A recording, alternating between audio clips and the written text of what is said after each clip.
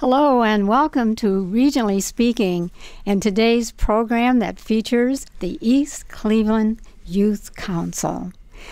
With me in the studio today are Emmanuel Boyd, President of the East Cleveland Youth Council, Teirza Quinn, who is a member of the Youth Council, and Gregory Richmond, who is also a member of the Youth Council.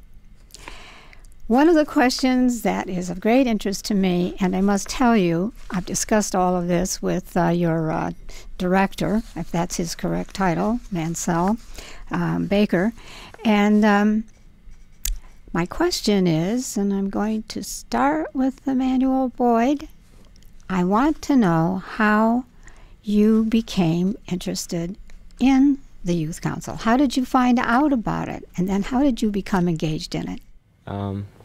I became interested in the Youth Council when they were giving announcements over the school radio. They're saying teens are interested in becoming part of the Youth Council and seeing the change inside the city.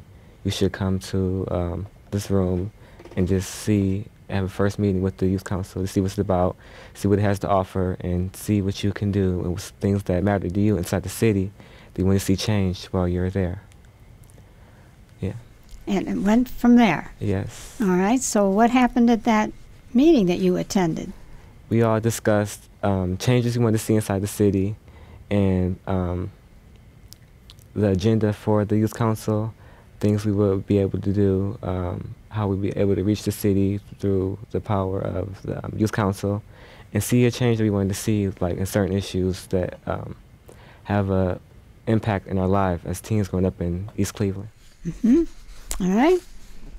Teirza, how about you? How did you become interested and engaged in the Youth Council?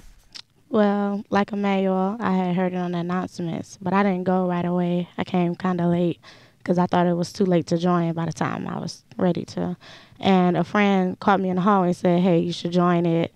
And I'm like, well, what is it about? She told me about how we could help the community and other things. So when I came to the first meeting, we were preparing for our college tour. Preparing for your college tour? Tell me about that. Well, to me, it was a big thing to me because hearing all the stuff about what goes on in college, but I never went, so I really never knew. When we went, I got to see what it was like to be on a real campus. We went to Kent State, Wilberforce University, and Central State. Mm-hmm. And so this was one of the ways you became acquainted with the possibilities. I mean, did you go in terms of possible admission to those institutions? Or yes. What kinds of questions did you ask them?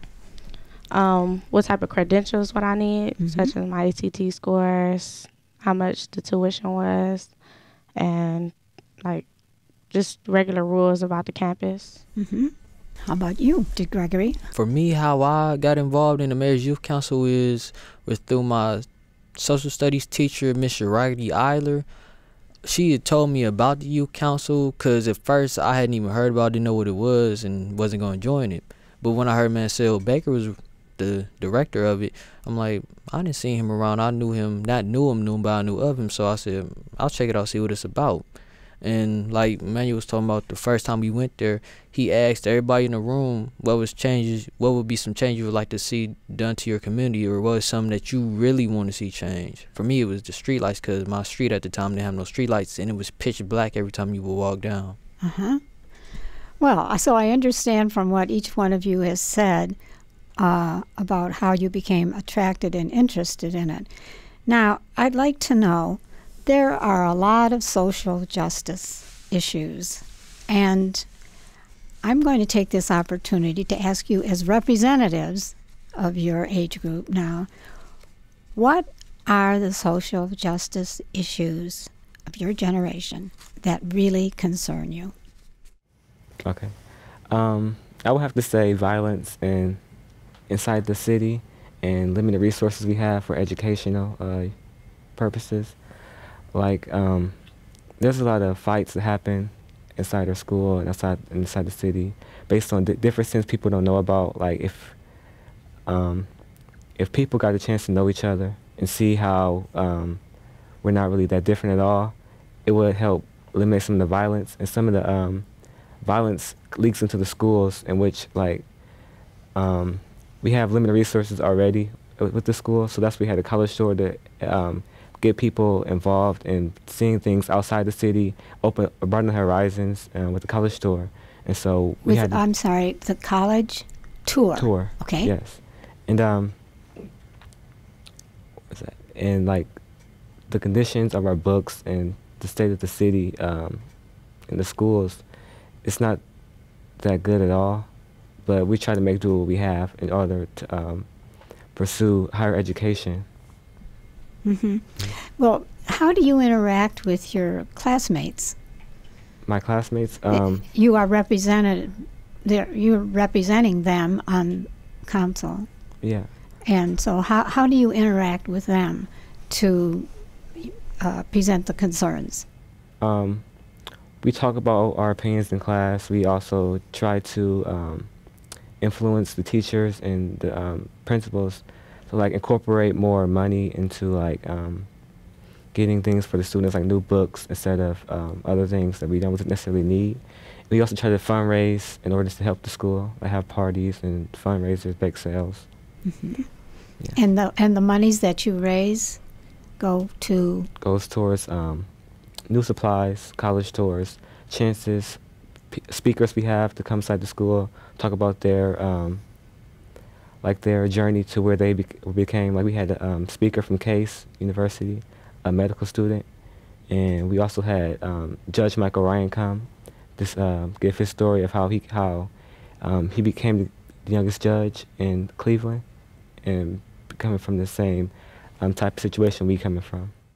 So when you find the people that, for instance, the ones that you just mentioned, how do you build an audience for them?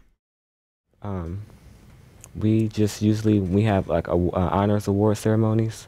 We will bring the students down into the auditorium, and they will give a speech about what they have, and they will present the students with their awards for their honor roll for that quarter. You mean the people that you just mentioned? No, the students that will receive honor roll, they will get their award during the after the speech that he gave, and he present them their like certificate and their little gift card for making honor roll for that quarter.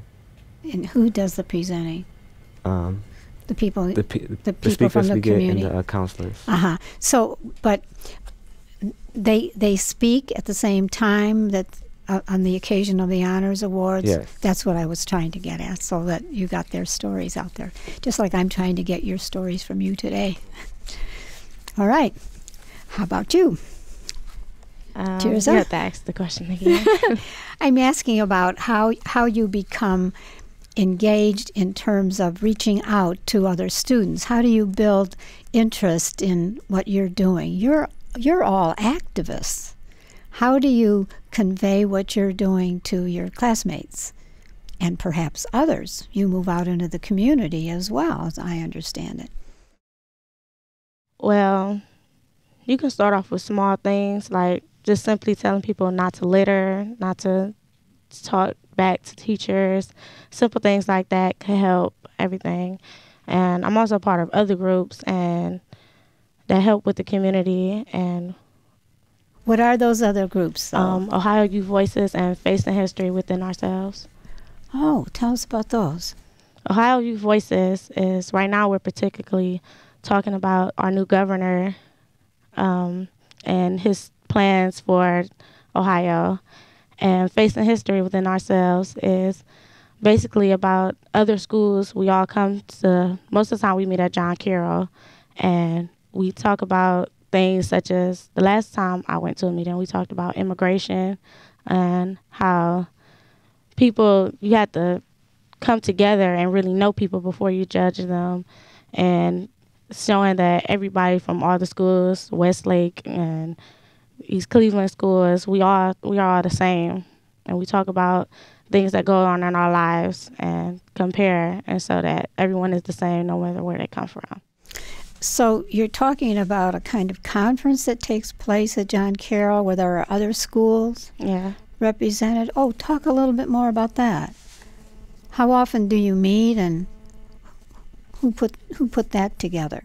Probably like once every 2 months, and I don't know who really puts it together, but one of my teachers, Miss Gregory, she told me about it, and that's how I first got involved. So you go as a representative of the youth council, the East Cleveland Youth Council? Yes. Oh, very good. We call that outreach. Do you feel that way about it? Yes. Good. All right. Now, Gregory, it's your turn. For me, can I pertain to the first question you asked about the social injustices? Yes, that's fine. For me, I would probably say educational resources, like he said, and also just activities for the youth to do, mostly because from a lot of my friends and from what I see in school, outside of school, that a lot of people do like to participate in either sports or after school activities like the plays, the sports, the arts, or for our school, we don't have a big school, at least not like it used to be. So a lot of the sports teams would be fighting or be trying to see who would use the gym this day, or do they have to walk down to the middle school to use their gym, and it's just not enough space, or they have to go outside and use the parking lot. So not only more educational resources, but more space and more opportunities. Also, for the books that we have, our library, not all, but just about almost all of the books that we have are from the 1990s and 80s and older. So the books need to be updated. Okay. And also, I'm also part of the Facing History in Ohio Youth Voices that she was just talking about. And we do have retreats every 3 months and meetings every month at the Facing History office, which is in Cleveland Heights off of Lee Road in Mayfield. Now, what's the name of that organization again, please? Facing History. Facing History. And you meet with representatives from other schools? Yes, that's part of it, because one of the women that's over the program, her name is Pam Donaldson, and her group of people also help get all these students from, like she said, different schools, which are all over Cuyahoga County, us to come together and talk about the issues, like he said, within history, like immigration, because at our last retreat that was last couple weeks ago, we talked about racial tensions. And it just gets you to open up, gets you to think about everything and just look at the world differently. Well, is there a benefit for you? Are you representing the youth council Yes, at those sessions? Yes. I mean, not only you, are there other members of the youth council who attend? I'm part of it too. So you're part of it too, yeah, okay. Yes, other members as so well. How do you benefit from hearing about what's going on, and what's the spread? In other words, geographically, this group that comes together, are they east side, It's west all side? Over. All we have over. students from Lakewood, students from Twinsburg. Rush, Cleveland Heights. It's all over Cuyahoga County, basically. It sounds very exciting to hear about the different ways in which you're identifying issues and what you're doing to address them. Well, we're going to hear more about that. We'll take a break now, but when we come back, that's what we want to talk about.